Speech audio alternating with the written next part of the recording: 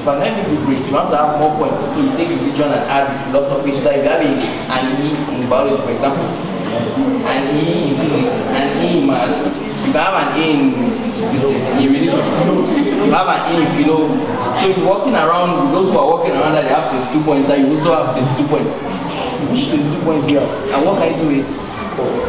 That's what you need to ask yourself. Now you want to do. In fact, let me come chronologically.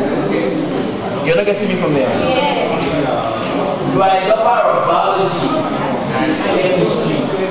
There are certain careers in this life you may want to undertake. You may want to become a medical doctor. You may want to become a veterinary doctor. You may want to become a nurse. You may want to work in the lab. You may want to do many other things, research, development, and all those other things.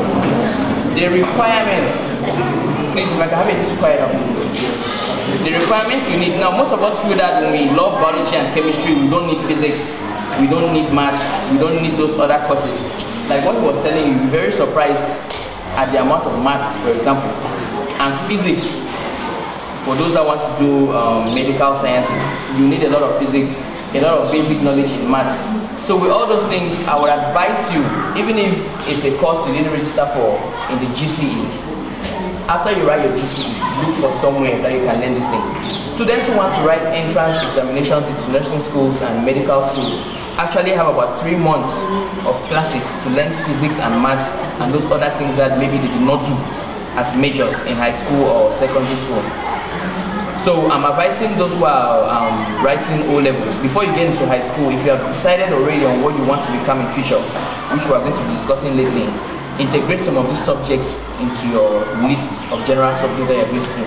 It's going to help you a lot. It's going to give you a basic knowledge. Even further math, sometimes you may not even need the further math. Do the further math. It's going to expand the way you're reasoning. We accept and agree that your classmates that are doing further math, they do better in mathematics than you and ordinary mathematics students. Do you know that? It is very, very real. They do better in physics too, because they have expanded their way of thinking, they have broadened their way of reasoning. When you leave this place, I'm talking to advanced level students, biology and chemistry students. You leave this place, you write your advanced level, you have your points, you want to get into the university. There are certain fields that will require you want to get maybe to the faculty of science to read either biology or chemistry. We have said a lot about chemistry, so I'll not get into that. You need English. Now, some of us are saying we have not been past the O-level English. You need English because you cannot study a course in a language that you don't know, or a language that you have not passed. So don't take it for granted. Do you understand? Because even for those of us who have to be traveling abroad after advanced level, if you don't have English, you will not get into any university out there if you are going to the US or Britain. Because they will need you to prove that this subject you are coming to study in English, you have studied English somewhere and you can understand what they will teach you. When you get to university with your advanced levels in biology or chemistry, like I told you, you can either do medicine, biochemistry, you can do microbiology, you can do nursing. There is something they call medical lab sciences. When you go to a hospital, for those of you, once in a while fall sick, you go to the lab. There is somebody that takes your stool sample.